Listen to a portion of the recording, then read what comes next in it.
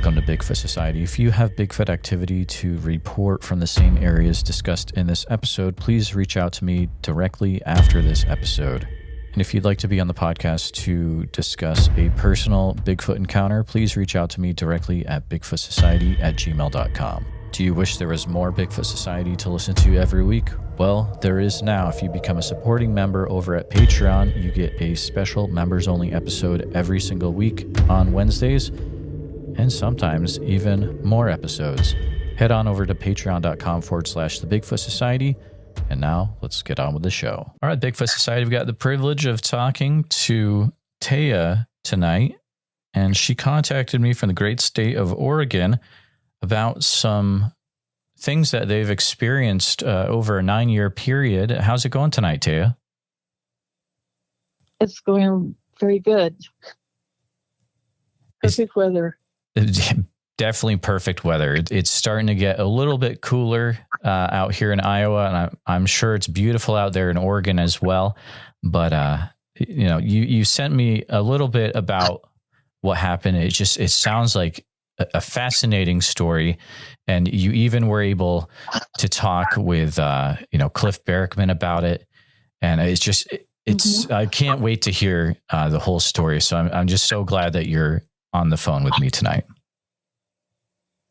Well, thank you very much for having me, for inviting me. I really appreciate that. And it's very good to be able to bring it to the forefront. I listened to your podcast about being close in to neighborhoods and such. And though we were out and we did have neighbors, we weren't right in a town or having a bop around like that. But we were around neighbors. There were far off distant farms and such. And when we went there because we had decided we wanted to do something different. People, they go to Yellowstone Park and they're camp hosts at Yellowstone, all the different ways in. And we thought, that might be a good adventure since we had a decent RV we could be in. And we just fell into this kind of a watch situation where we were watching equipment for logging and various different things going on in this property, which also included that they would have occasional hikers come through there and so forth. So they wanted everything watched, and it was a really good deal for us because we weren't really.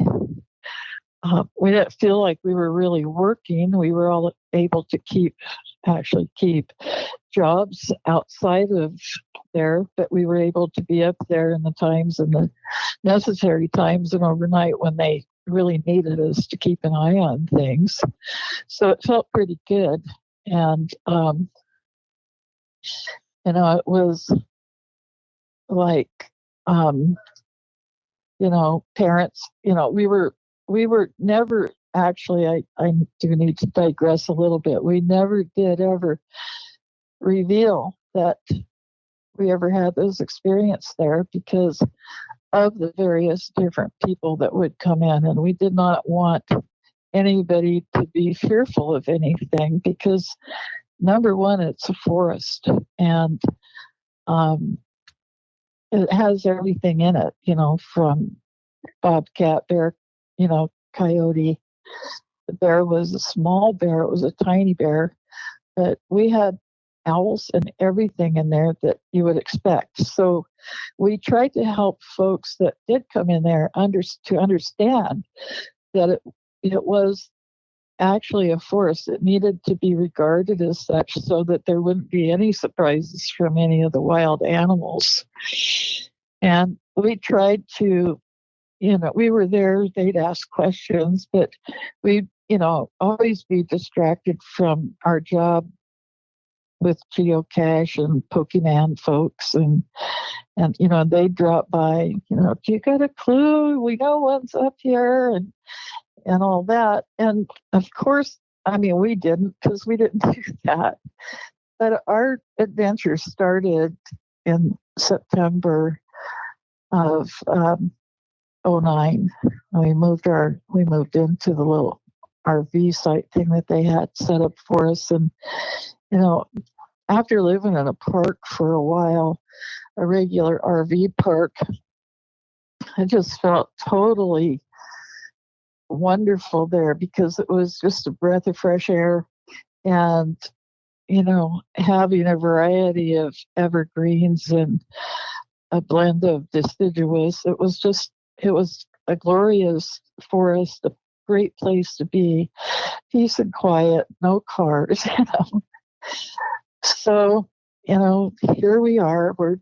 We move in. We're just left on our own to explore and to find our way through the forest on our own. They just were so happy to have us. They just go, okay, here it is, have fun, basically. And so we started to explore, and, we didn't make our way through the forest right away. We went out and we watched the bluff. It was beautiful. It's a southwest view. It was just totally glorious with the sunset colors and everything. So we listened to all the woodland sounds and watched, the sun sink into the west and sizzle its way out. But it wasn't dark. It was still light. So I said to my husband, hey, we're here. So why don't we go exploring? And he's like, well, it's almost dark. He wasn't so sure about that. We had a side-by-side that was left there for us to use. And I'd never driven a side-by-side. I'd driven farm things and a four-wheeler and things like that. Had to be adventurous. So we decided to take our first trip to the forest, not realizing that it was dusk up there, or not quite dusk. But when you get into the forest, it's like a lot darker. And so we're going snaking down this kind of, logging road thing down this hill, and it's getting dark. And we had the lights on, but I thought, well, geez, these aren't bright enough. So I reached down and went to put the brights on while my husband was driving, and the lights went out. So that was our first little adventure in the forest. Thank God I had my mag light flashlight, and I got it on the big spot, a spotlight part, and I put it at the ditch, and I said, okay, honey, follow the bouncing ball.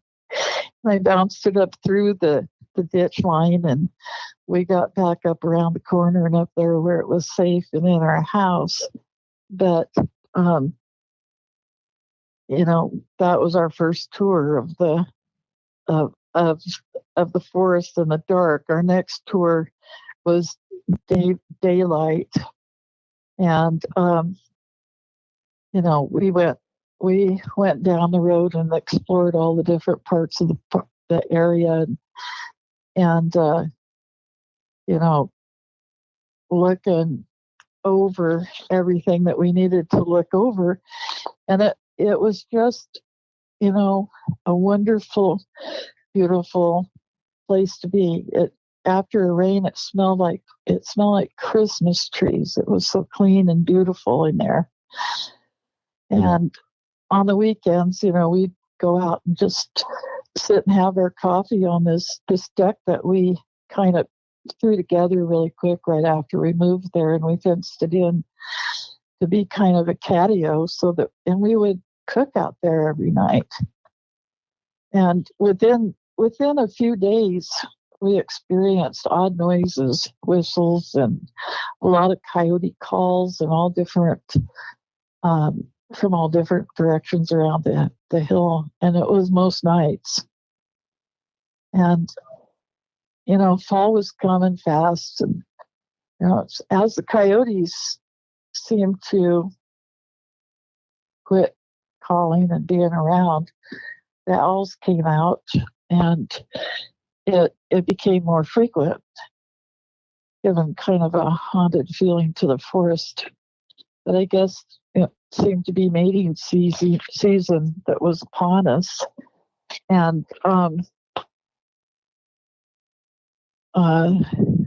but it just seemed like it was getting busier and busier with the animals outside. We would just sit out there and cook outdoors.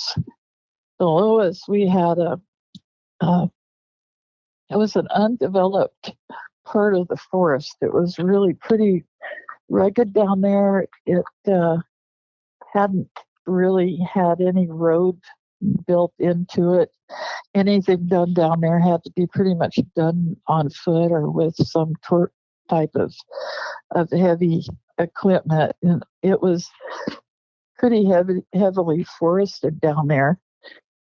And we just, sit there and be cooking our meal, and all of a sudden we got this just god awful odor, and it was my thought to be a dead deer, because cougars going through there, they're probably a cougar kill. But my husband's very sensitive to odor, and he complained that the smell was like and still today he says it was the most unclean human rotting flesh smell that he ever smelled. But for me, since it was a forest, it had all the animals and birds, and a person would expect that perhaps there would be a predator in there and leave bones behind. But unfortunately, that odor made it a little unsettling, because, our first days there, we seemed to notice that there were very few deer living there. So we didn't know, we had no idea what was going on that way. But a few days after moving in, and while on our daylight side-by-side ride through miles of roads and trails, we came upon a rack of fresh killed deer bones in the road. And it looked like it had been boned out by a hunter, like a hunter's bounty. But one thing was wrong. It just wasn't how it laid there, wasn't right. It could have been drugged by a coyote because it found it, but it was boned out, but not, and it wasn't a complete carcass. It was boned out. The flesh had been taken off, but not by sharp teeth, and there were no knife marks in it. It seemed like the head had been just tore off of it. And of course, there weren't any front legs there, because they're only held on by soft tissue and skin anyway. So that was kind of earth-shaking for us.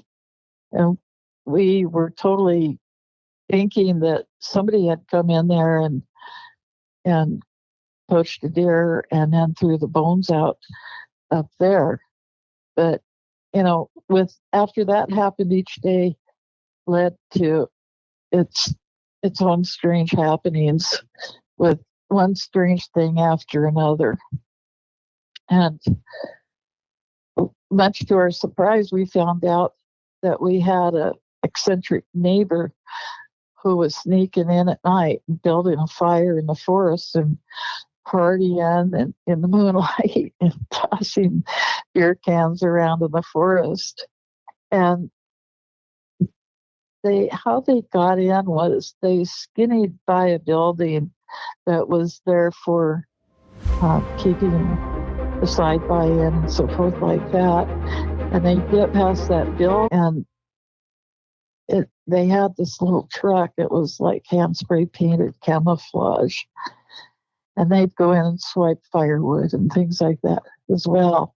Or be picking wildflowers at night with a flashlight. It was just the oddest thing. So with all that happening and a horse getting away and them coming down and checking that out and wondering if we were hiding it, bizarre little things like that. When Christmas came and we started hearing noises down over the hill into the forest in the logging area, we were just for sure thinking that this neighbor, was down there on Christmas Day. So we're dressed up, ready for Christmas dinner. We hear all this noise. I think, well, it's Christmas. We better get the slide by and go out and look. So we go down there. It's 8 miles of roads and trails all around down in there to check out. And we got down there, and the noise wasn't where we heard it, but it was above us. So we go around where that was, and nobody was there. And it kept doing that and playing with us. We believed it was her, though we couldn't hear a vehicle. We believed it was this neighbor. And so we decided to, instead of going the road the way we'd been and like we were following, we started cutting across and thinking, okay, we'll run into them, we'll chase them out, it'll be done, and we could go. And we were down there an hour and a half, and we never saw one person down there. But we heard all the noise. We heard people talking. We heard laughing. We heard everything. So, all dressed up, ready to go to dinner, decided, the heck with this. We just go on up and get in the car and lock the gate on our way out. And if they were in there and they had a vehicle in there, they'd be locked in. So it was after dark when we got home, and we went with our headlights to check it out, and there wasn't anybody up there.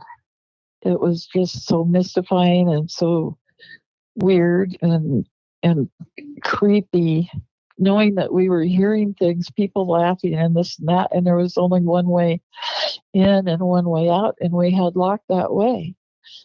So that was the beginning of a lot of very weird things happening.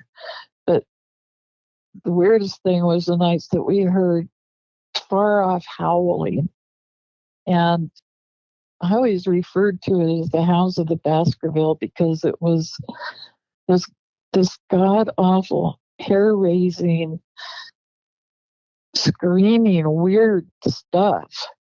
But still, we just thought, far off neighbor dogs that got out, they're chasing around, they're barking at whatever and howling at whatever, that we never saw. And it didn't go on like every night, like a dog in a neighborhood would see something and start barking, or see nothing and bark anyway. It happened occasionally, and when it did, it was just this screamy, awful, horrible thing. And I would say to my husband, well, are we living on Murder Mountain or something? Because it was just this nervous thing about that happening out there. So we got so disturbed by all of this weirdness and this neighbor driving in and hiding out and swiping wood and stuff, that we bought a little night vision camera and didn't tell anybody. We didn't tell anybody about it. So we were blaming the neighbor for all this stuff. We thought that we shouldn't just blame her. And we figured that some of the screaming down there that we thought was kids or a woman was probably a cougar screaming or a vixen, a female fox screaming, because we weren't ever thinking, we never once ever thought Bigfoot. We just hadn't been following it. Years ago I heard about it, but we weren't following it. We weren't watching TV. We were too busy working.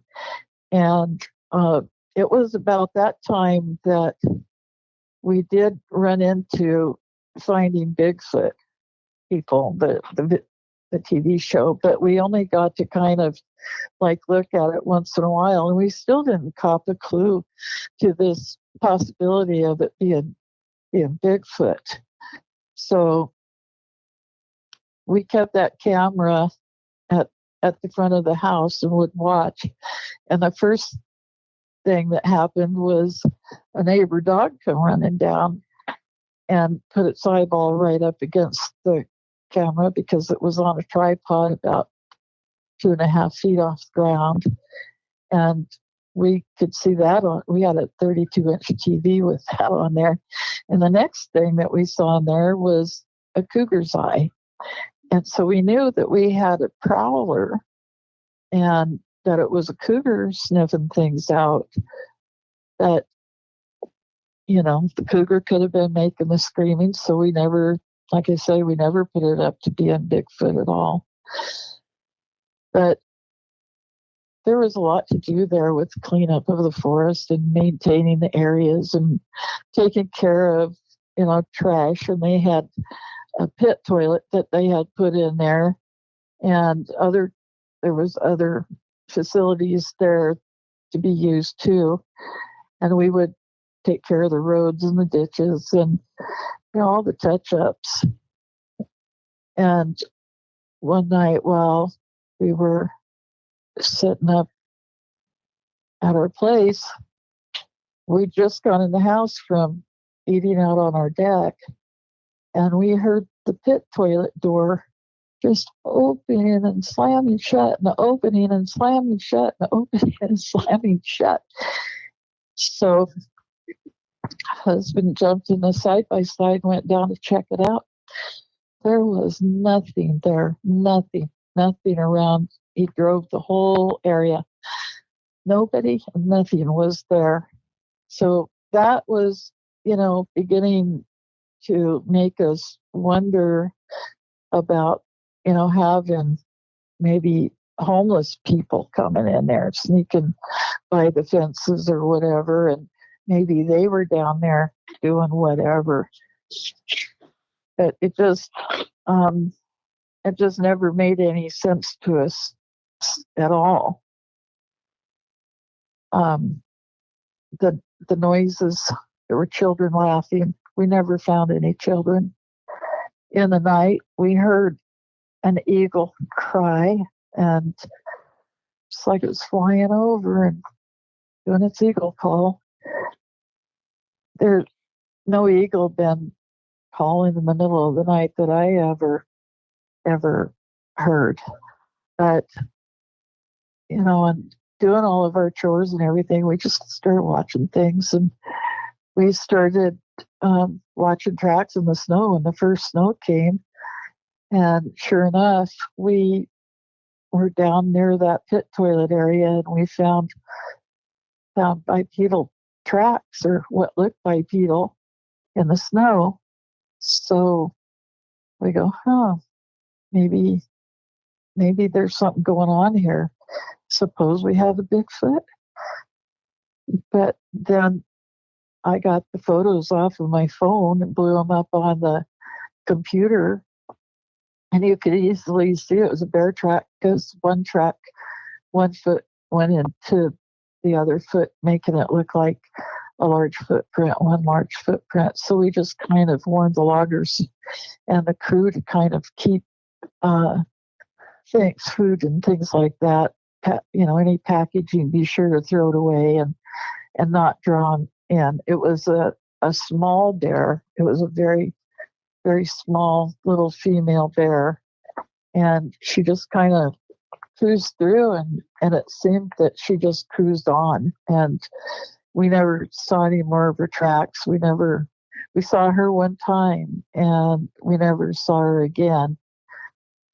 And when spring rolled around, it seemed to bring interlopers who we caught, walking out and, out of the place early in the morning hours, like 4:30 in the morning. It was getting, warm spring. We started finding these huts, and they just looked like that those folks had made some kind of survival type of a place to sleep in, and shoved a bunch of leaves in it. And they kind of, why we call them like survival huts is because they kind of looked like a fish's backbone with the ribs touching the ground, and it was not like rib bones. And there would be one large, thicker branch that would be up against the tree trunk, and the tip of it would be held together on the ground. It would be kind of sticking kind of in the ground a little bit and held down. And then the smaller tree branches were propped up against it all along the way on each side. So it just kind of looked like a fishbone type thing, and they had stuffed a lot of leaves in it, stuffed it full of dried leaves, and you could tell that someone had been laying in it. So we just assumed that some of these folks were sneaking in and coming up there, and we were, finding those. Well, we took them all down because they were just kind of getting in the way of different things that were being done on the property, and we no longer got them down and gone, and we started finding them again, and they were kind of scattered all throughout the forest. And one was very odd. It actually had a black plastic bag stuck up in it, and it didn't look, I can't say that it really looked human made. And others were full of like new fern boughs and new spring shoots and things like that, and they'd been smashed down. Then it wasn't long after that, the spring kept us really busy, and we could hear sounds of children playing and people talking and owls calling and sounds of eagles and everything. And there was no one in there. They couldn't be in there because they would have had to get past us. So I would say out of a 4-day span of the week, we were smelling dead deer and dirty, stinky body odor and wet moss kind of smell and this and that. And we just kind of blow it off. It sounds weird for us to blow it off, but it was, people were the concern. For us, people were the concern, not dead deer. And that's what we still thought it was, because we hadn't convinced ourselves that we could be having any other kind of visitor except humans that would come in and be messing around, curious. We were down on the side by one day in the sun, and we went tootling by, and a man was laying on a rock in the sun, put his arm in the air and waved at us, and just acted like he belonged there. So we went up and had a visit with him, and he really didn't have too much to say, and we suggested that he should probably be away from the forest before dark came. He was gone, and we never thought anything more about him until we found a homeless camp down through past some of the logged property. And by then, it seemed as though he had vacated it, so we just never thought about that again. We continued doing our thing, cooking outside, smelling the smells. And it was a Saturday when my husband went. He just headed out to check the undeveloped part of the forest below our RV. And he was gone for hours. And I had become kind of nervous. It was totally uneven ground, overgrown, very isolated. And I would not have been able to hear him calling out to me, or even for him to get me on the telephone. But, soon he came back and come bursting through the door, just breathless and excited and kind of freaking out all at one time. And he had a photo. He had photos of a footprint in the mud from a pond. And it was a pond we had no idea was there. We had never explored that. That wasn't part of what anybody said that we were assigned to do. So we just didn't. We just kept our nose to the grindstone and did what we were told to do. So he had this footprint in the mud, but he was so excited that he didn't think to put anything beside it for measurement. And we kept that footprint. We looked at that footprint for the longest time and didn't know quite what to do with it. But the rest of the story is that he found a trail that went to a pond. We didn't know that pond was there. And how he saw it was all of these saplings were broke down, just like someone had gone through, like a tornado, making this swath through these young saplings, and they were all broke like 6 foot off and different like heights like that, but all way up high. And he couldn't figure out what the foresters had done to get it that way. But of course, until he saw the footprint, he assumed that the foresters did it. And nobody ever said anything about it. We never talked to anybody about it. But on his way back, he said that he saw this cave-style opening in some scrub brush and decided to explore it a little bit. And he said inside of there was like a teepee structure.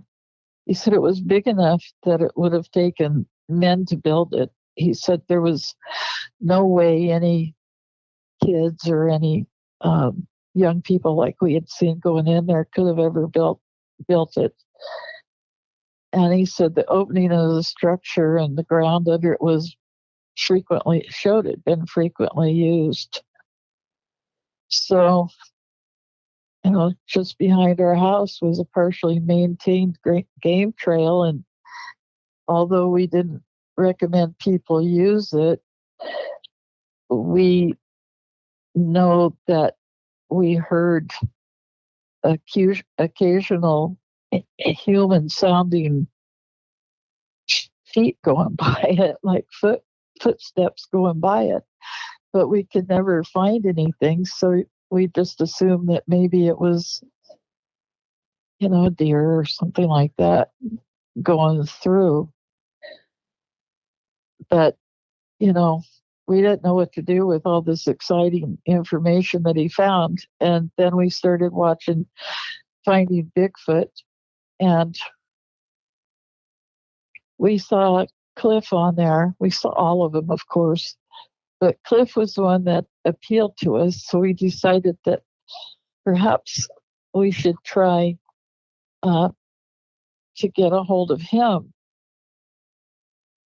So we called what we saw on at the tail end of the show and how they run all of the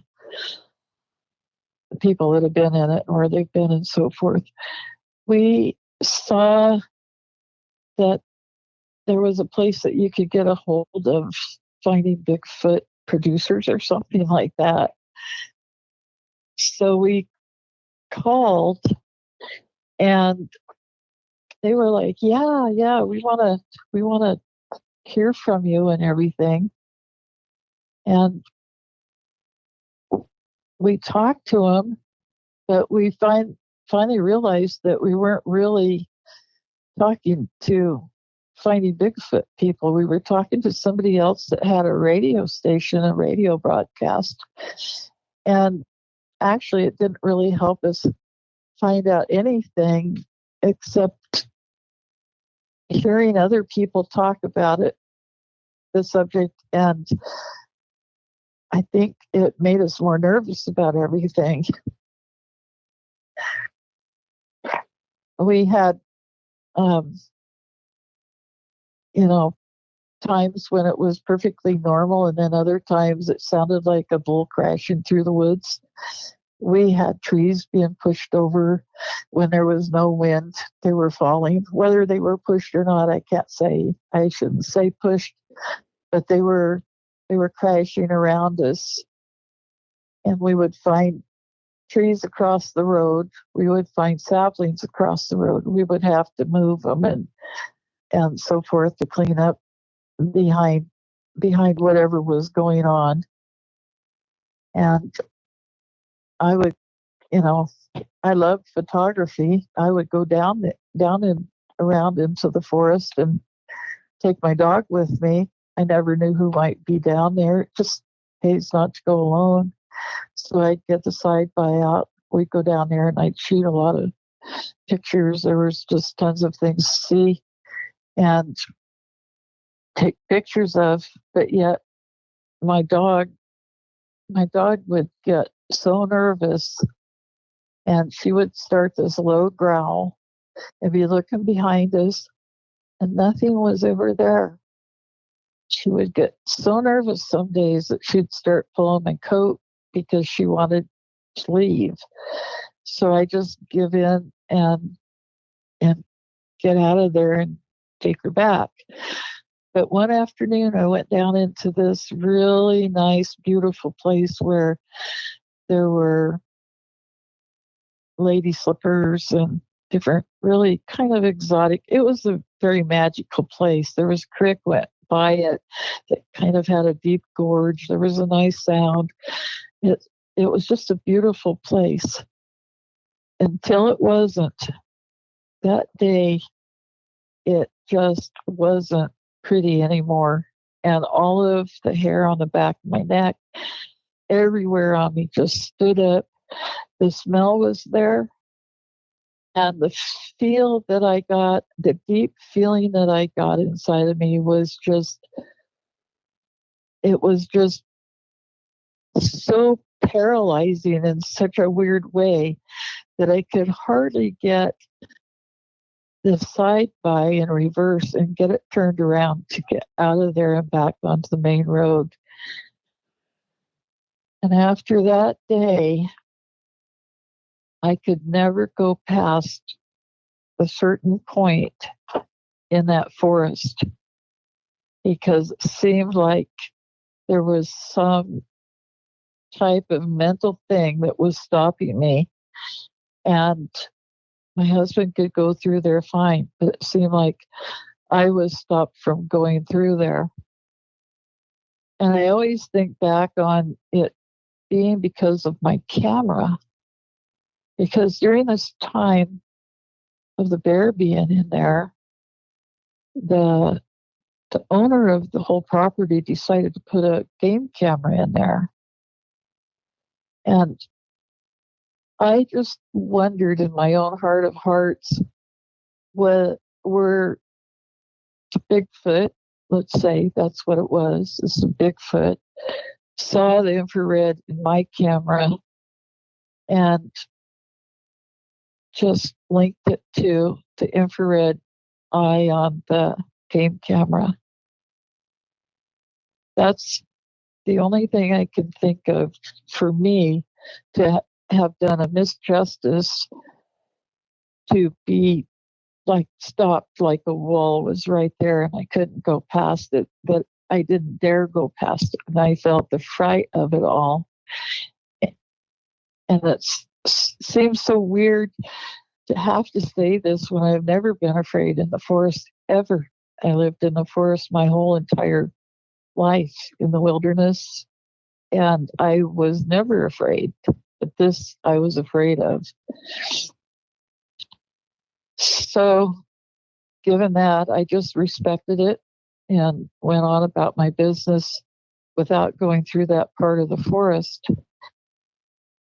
And it was that shortly after that we were in bed and we had this god awful screaming and howling in the undeveloped part of the forest right below our house.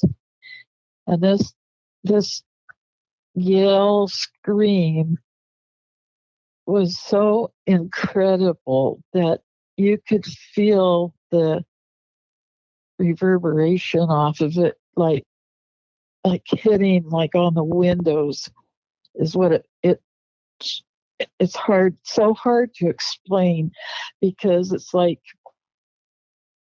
you feel it, but it's not like hitting you, but it's like the air was kind of pushing through our open bedroom window, and it felt like it was like standing right outside of there. And it was so gigantic.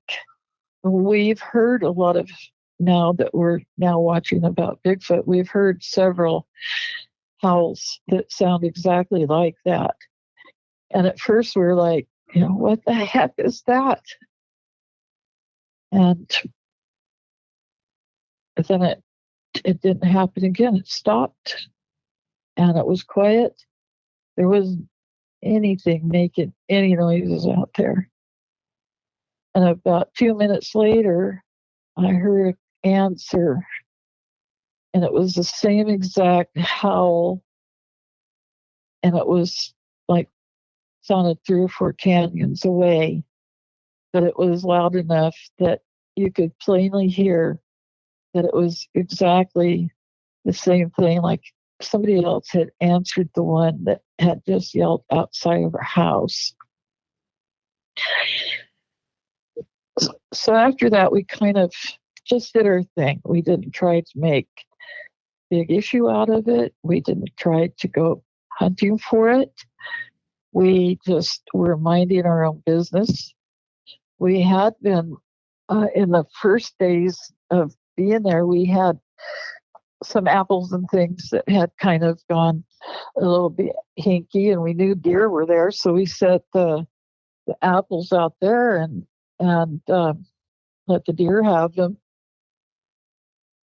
And it only happened now and again. We weren't trying to habituate anybody or anything. We were just not. I mean, the chipmunks or the slugs or whoever wanted it could have it.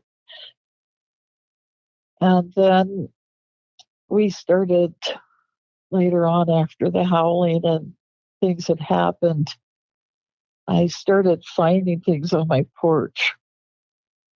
There was a shard of, it wasn't china, it was stoneware with this very faint, old-fashioned blue print on it. And there was a penny, and there were a couple rocks and odd things, just odd things. And the only reason I think that they had their hands on that type of thing is because years ago there had been a house on that property, and it had gotten all pushed in, and kind of over into that undeveloped area. And honestly, we never went down there. The only thing I could assume is that those things were laying on the ground right there. And perhaps us not knowing what we were doing, we were actually trading trinket for trinket or something with Bigfoot. And I just kept telling my husband, I said, oh, look at this.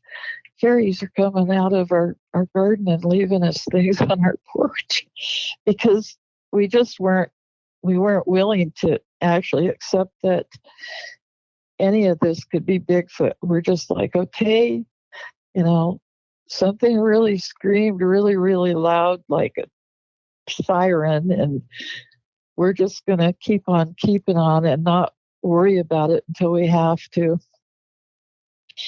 Well, in 2017 is when we knew we had to.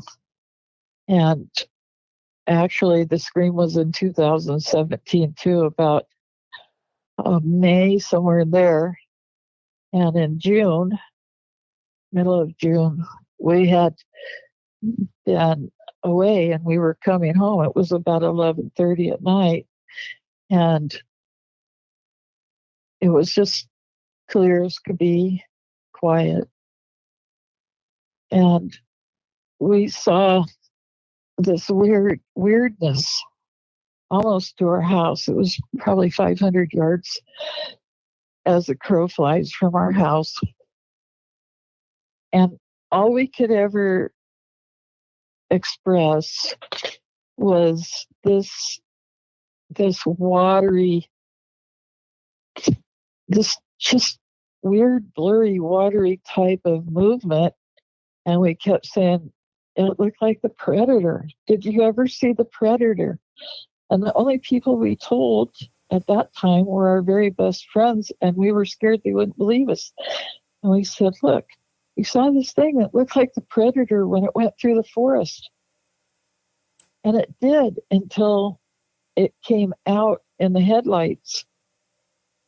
And before it came out, actually, we saw a deer run across the road. And we saw this blurriness. And then we saw a Bigfoot come out of the field. It took one giant step in the middle of the road. It turned at its waist. It looked at us, and its eyes were giant red, like reflectors or coals, and then it took another step. It slid on the margin of the bank to the ditch line and went on up past the corner fence of our neighbors into our neighbor's field and was just gone like a deer. But in that time, there was enough seconds there that you could see that it was kind of a reddish color with like a blonde color down its back. And it had like dreadlocks, and it had like, what do they call that? Mutton chops, I think is what they call it. And then there's a few sprigs of hair on that one cheek that we could clearly see. And its hair was long, it was like dreadlocks. And then its arms it had longish hair on its arms and everything. And it was just unbelievable how it just disappeared right after it looked at us. It was just gone. So we went back the next day after we did the skin pinch test all night, wondering what the heck if we'd really seen what we'd seen. We questioned ourselves. Sometimes we still question ourselves because it was too unbelievable what we saw. But there were actual toe marks in the mud on the edge of the ditch line where it dug in so deep that you could actually see the dampness in the dirt right there. And you could easily see that it was toe prints. And we went on up where we knew that it had gone to, and we weren't clear, that it totally had gone by the corner of our neighbor's fence. We didn't know that until the next day when we went back up there. And we found 2 footprints in the grass, of all things. Nobody would believe that you could see Bigfoot footprints in the grass. But honestly, it had hit there and was heavy enough that it put a deep imprint into that grass. And so you could easily see right where it stepped twice. And then there were no more footprints to be found, whether it was gone into the old tree farm that was there, or if it had just sprinted across the field. We don't know. But we got pictures of that. Unfortunately, those pictures were lost in the cell phone that we took it with, and we never did get to recover them. My husband does a lot of construction work. He knows measurements, and he said that it was easily close to 9 feet tall. His chest was very thick. We estimated probably 3-4 foot, across. And who could guess in the light of the car headlights how much it could have weighed? But it was quite stealth. I mean, it was built really strong. It looked like, for me, looking at how shiny and nice its hair was, it looked like it wasn't a juvenile, but it wasn't old. And we just can't unsee what we saw. And we want to try to share our story as best we could with the listeners, because it's an important thing to think about. If you believe that you have one in your yard, or you believe you have one on your property, it just seems best to say that they can be very stealth. We know for a fact that with all of the smell through the forest, that we were constantly being monitored. Maybe there was one, maybe there were more. What were the children laughing? What was all the gibberish? Was it Chinese and Japanese people walking and hiking through there with the creek running? Who could say? But this is what we heard and experienced. And we feel that if we were paralleled through all of the trails, and if we were teased at Christmas time, like we believe now we were, anybody could be grabbed at any time if that was the idea, or could be the idea of something to be doing, especially when there's nobody else around.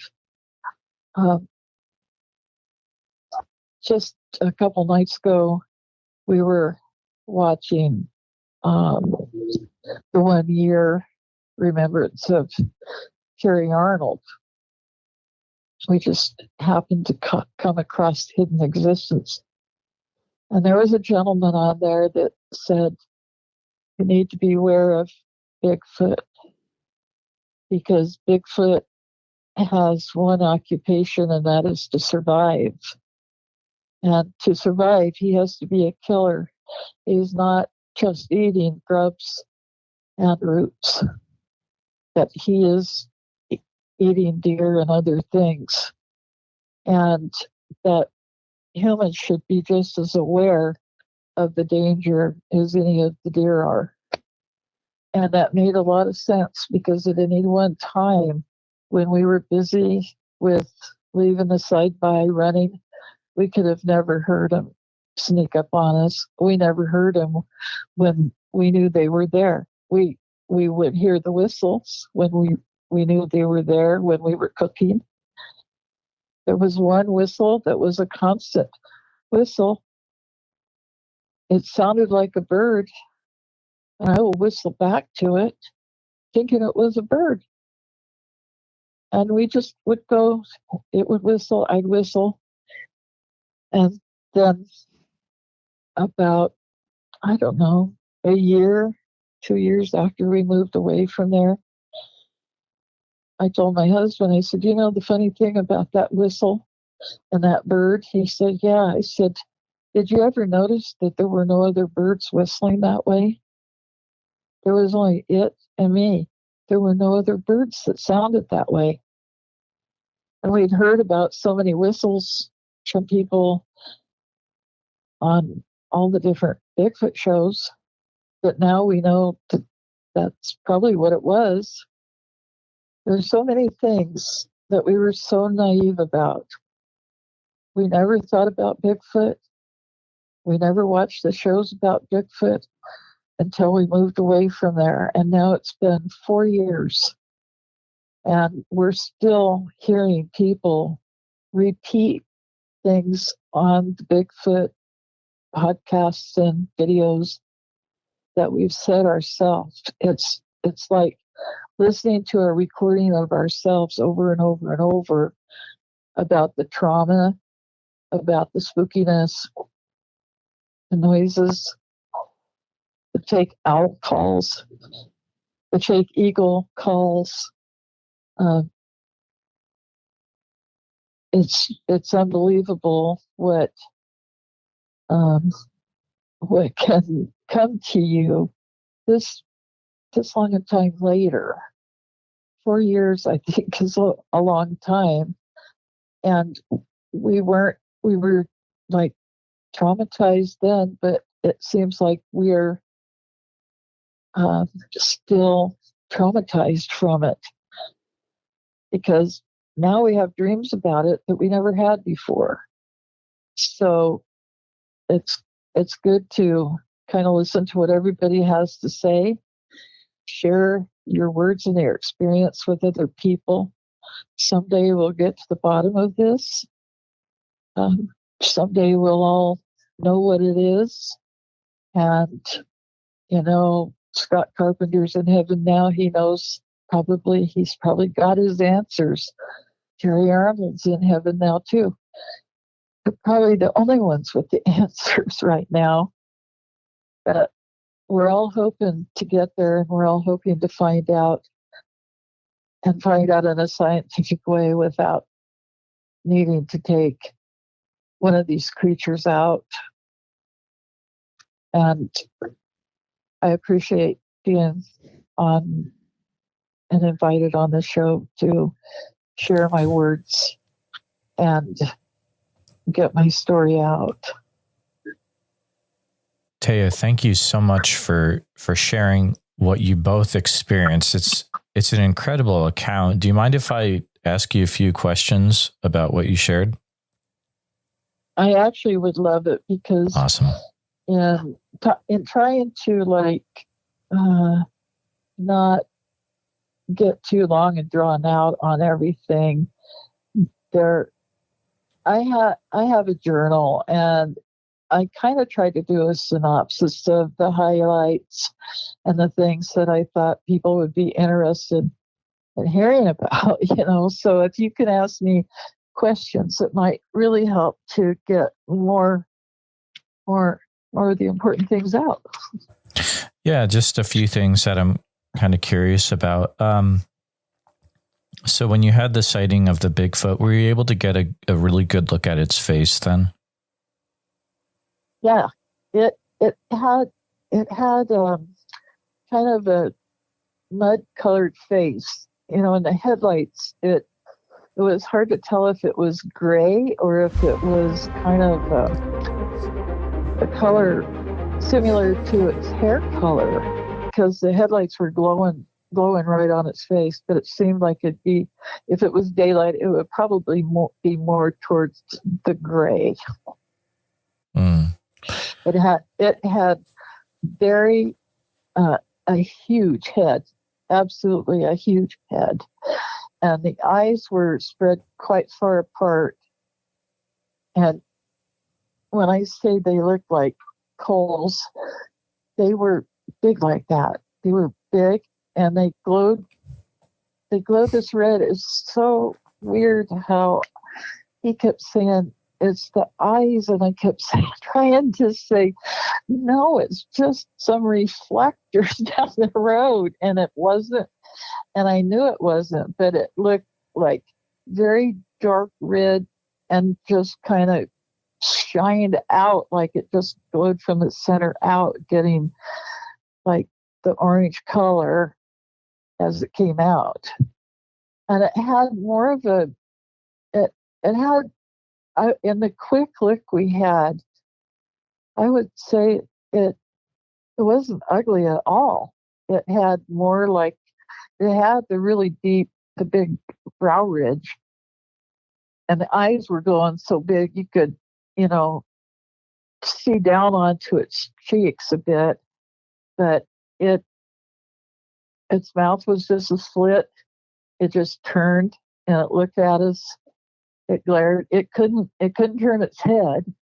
Its neck was really thick. It couldn't turn its head. So as it was stepping, it was, thrusting like the right arm up, and it turned at the waist with its, like its left arm was kind of behind it, and it turned at the waist, looked at us for half a second or something, long enough, and it turned back, and it took its other step, slid, and was gone up into the darkness behind the tree trunks and into the field. And it wasn't, I can't say it was necessarily pretty, but I can't say that it was like something. I mean, I was in my car, and it didn't look like an ugly monster. It just was a tall, hairy creature with red glowing eyes that looked at us and kept on going. And we think what happened is, we saw cloaking, or what now we assume is cloaking because of the words we heard, but it was like predator moving, and it kept going, what is that? What is that? And this deer came out and went across the road, and it came out behind it, and we think it made a mistake. And it just got caught in our headlights, which it wasn't expecting to do. And then it turned and looked at us and left. So I don't know. Does that answer your question? Yeah, no, that definitely does.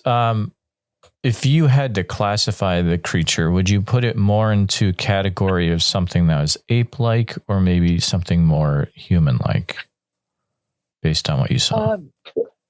Its face.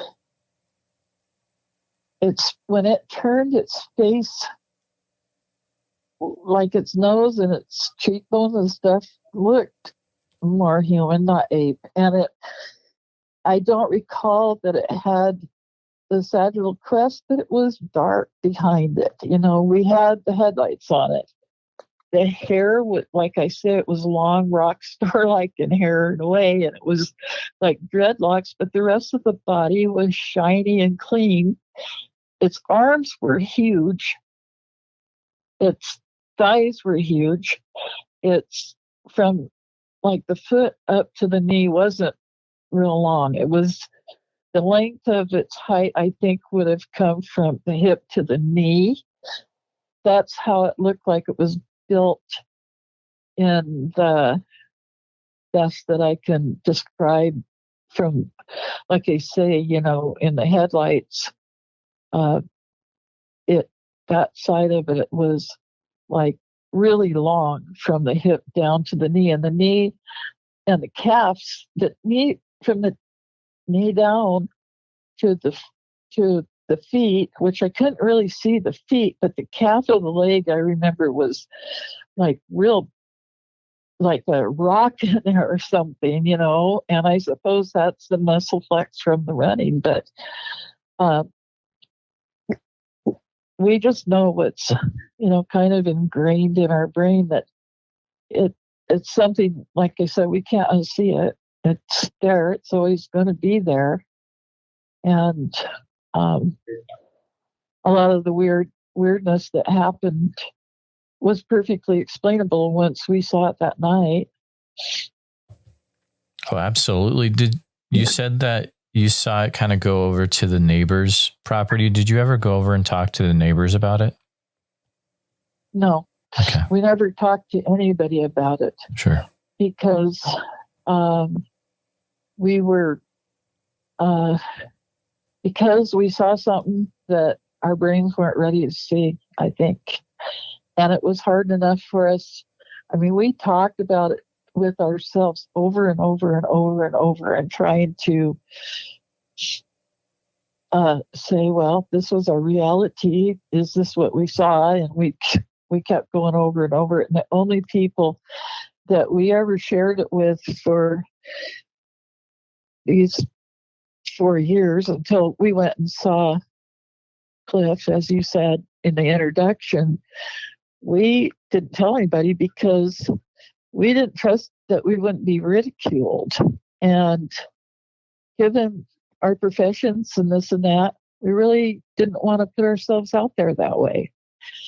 And our friends have been our best friends for years, so they believe this, and they're the only ones that we could ever really talk to. But we did get up enough courage to go over to the North American Bigfoot Museum when Cliff first got that going. It was when he was still breaking ground on the museum part, but it had his gift shop open. And they weren't really busy when we popped in that day. And we said, hey, we don't want to bother you. We felt shy about it. But he was there, and he's the only one we knew that had been out there researching and lived close enough to us that we could actually take our evidence to him and have him look at it. And he looked at the footprint in the mud, and he could see that the break was there, everything was there. And he said, yes, absolutely. In his educated mind, he believed that was a Bigfoot track. And he liked it well enough to ask us if he could please have a print of it so that he could frame it to put it in his museum, and which is what we granted, because we wanted to let people know, because we lived close enough to Mount Hood and close enough to the National Forest and so forth like that, people, coming through anywhere in that part, they could see that footprint where it came from and so forth, and have an idea that what's out there, But we've been very, very secretive over our location, because there's just too many people that want to find out and go where they've been sighted. And in our case, it wouldn't have been a healthy thing for anybody to do, because you can't get in the mix with loggers and logging equipment and things like that. It just wouldn't mix. So we've never disclosed the location. Our best friends knew because they knew where we lived, but we never had company. We were just out in the woods, Absolutely. Our friends came over, but yeah. So I just hope with all my hopes that people, if they see them, don't try to chase them around, and just try not to get traumatized by them, I think I have to say, in the time after the fact, we left there in 2018. It was kind of, the gig was up for doing the project that we've been invited to be part of for everything we were doing. And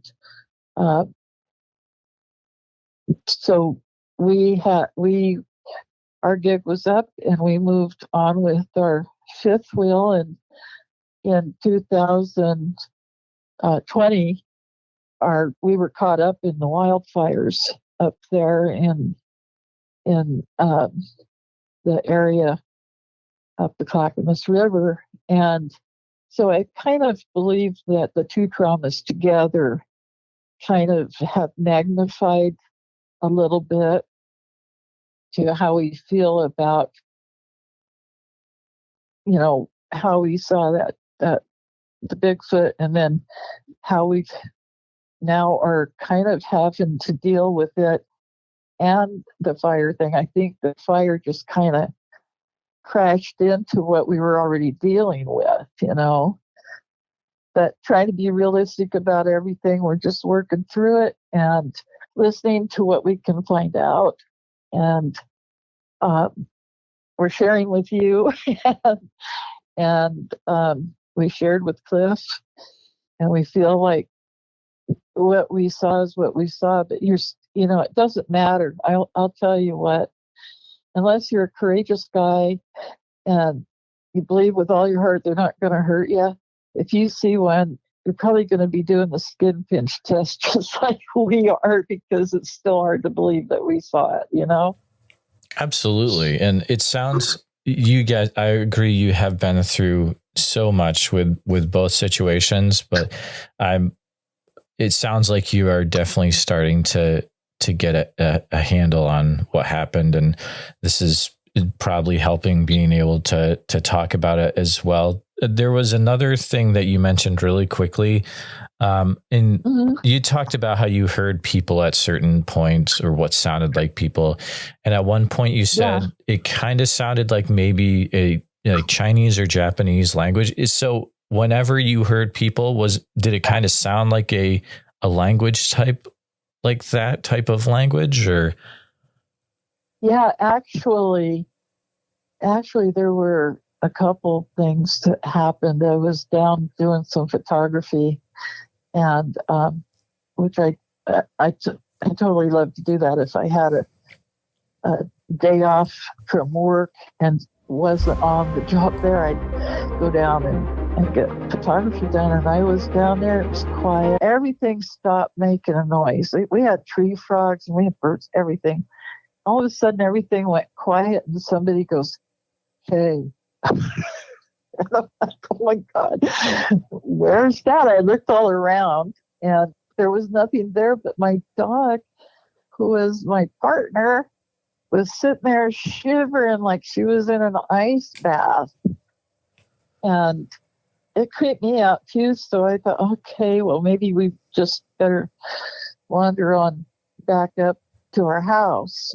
But yes, it sounded, there was a creek there, and so there were, a lot of different foreign people would come visit friends. Friends knew that place they would allow, when there weren't workers in there, that they could walk through it or hike or whatever.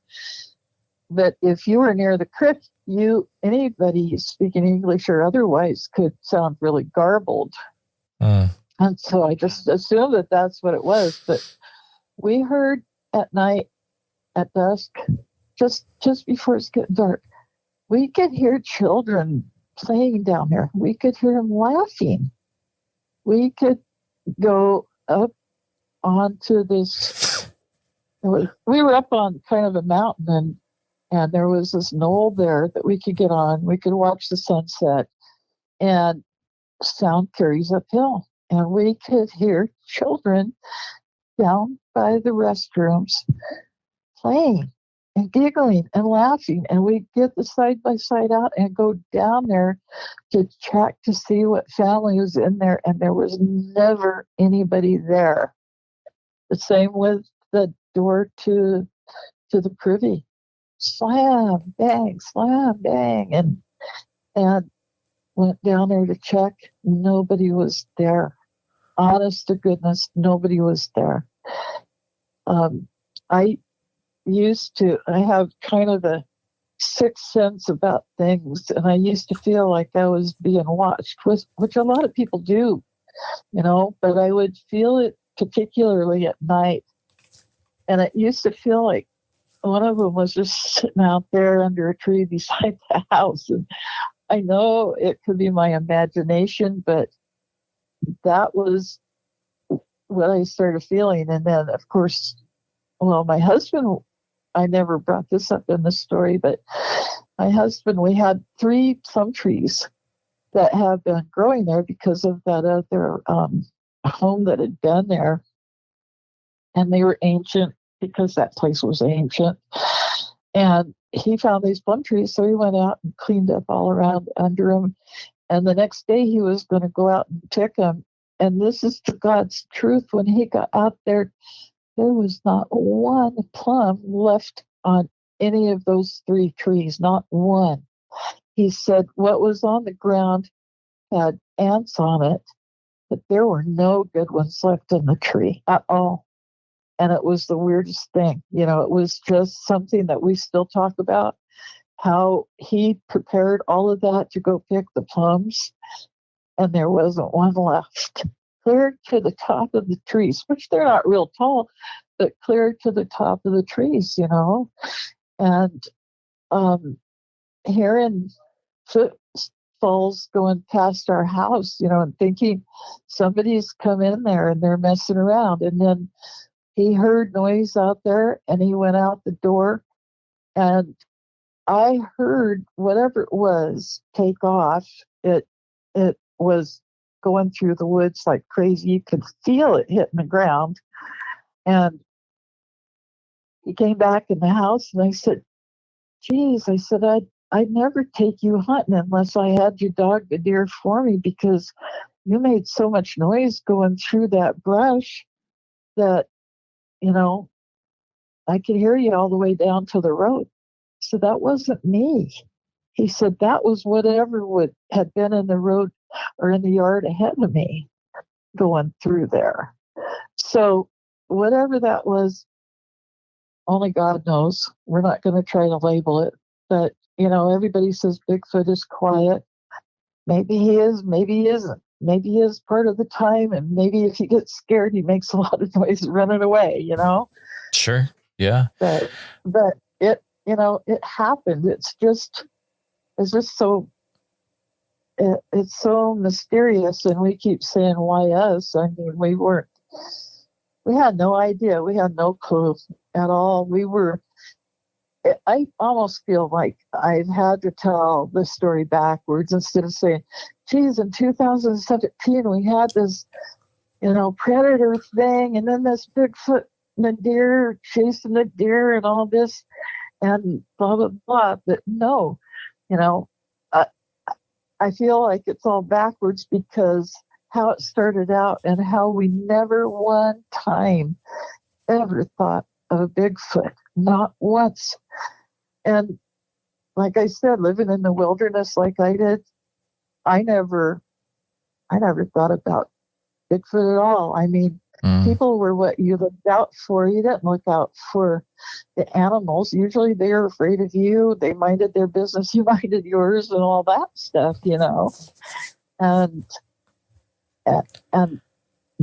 then later, since all of this, looking back onto my experiences there, I know that there was a Bigfoot there too.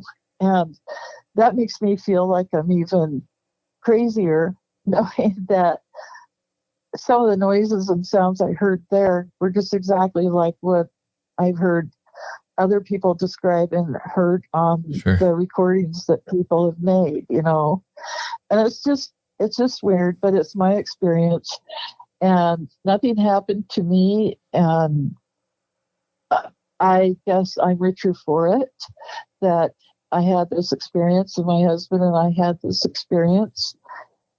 And, I went through all the things that some people go through. Like some people say, well, they're from the Nephilim. Other people have other ideas, about paranormal stuff. I don't know what I want to think about it, but at one point in my feelings about it, I was just like rebuking it because I didn't know if it was evil or if it was alien like anybody says, or if it was actual creature, animal existence like Cliff and the researchers believe. There's all different thoughts on it. And I got to the point where it was kind of bugging me so much. I just said, go away. I didn't see you. I don't want to know about you. And my husband's not that way. I mean, he'll sit and watch Bigfoot stuff and all of that, but I don't think that I've ever been conceited enough to think that we're the only thing, humans and animals are the only thing that exists in this world, that, we have odd things. We're finding new animals, new creatures, and even hidden primitive peoples in different jungles of the world, where they're discovering that there's these natives that live there in their tribe and nobody ever saw them in their whole life, So we would be remiss to think that we were had all the answers and we're the only, hot shots on this earth, I guess. Absolutely. We need to be, able to admit that there might be something else that we quite don't know about yet. And that's a good place to start. It'll be exciting to, we found hair and stuff like that, but we never put it up to anything more than we never thought Bigfoot, no way, shape, or form, nothing. But, things get mistaken for hair all the time, like that black moss that hangs out of the trees. As a kid, we used to call it witch's hair, so it could have easily been that. Most of the time, I just poo-pooed things like that if my husband brought them to me, because I lived with wildlife before and understand a lot of things. That I've studied a lot, and I just go, no, that's not that.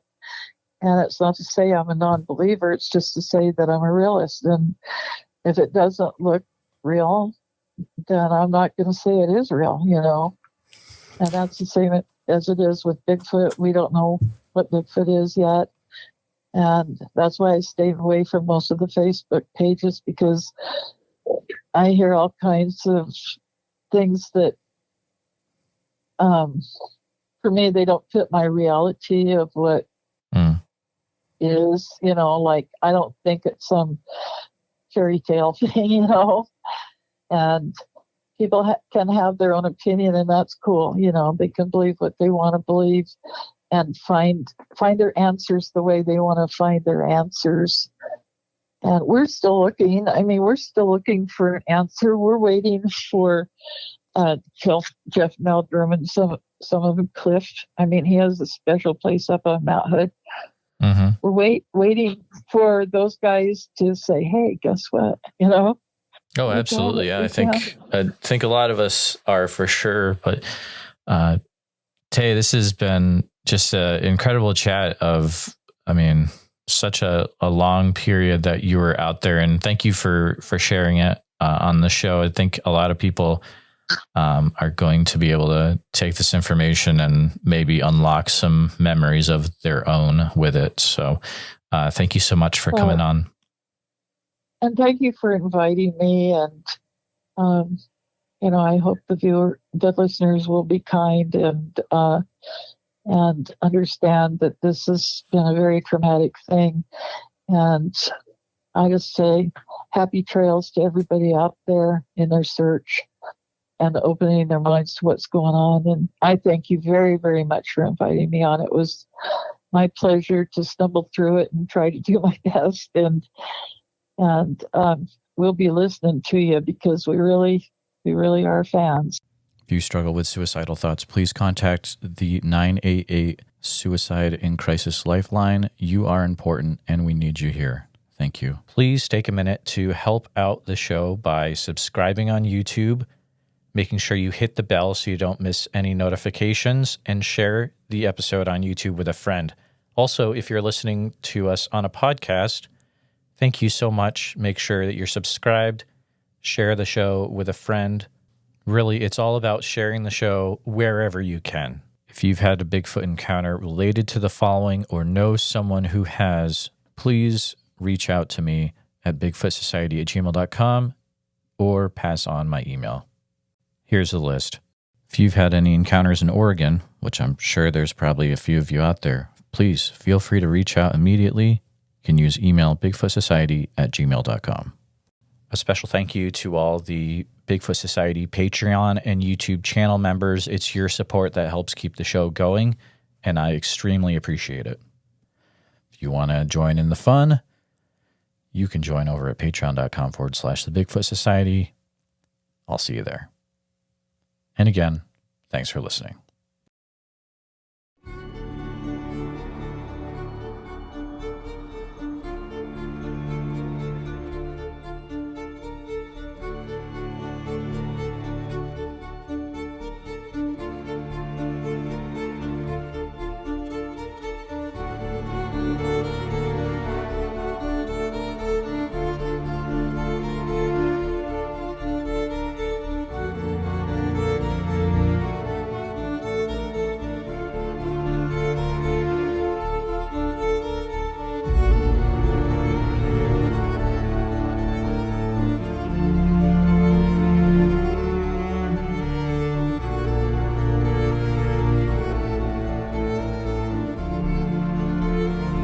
Her and I can get on here and we can tell our stories. Maybe there's somebody else out there listening that's too afraid to tell their story. Maybe this will give them the courage to come out and not feel so bad about it. Who cares what anybody thinks? I know what I saw. I know what's out there. That's all I care about.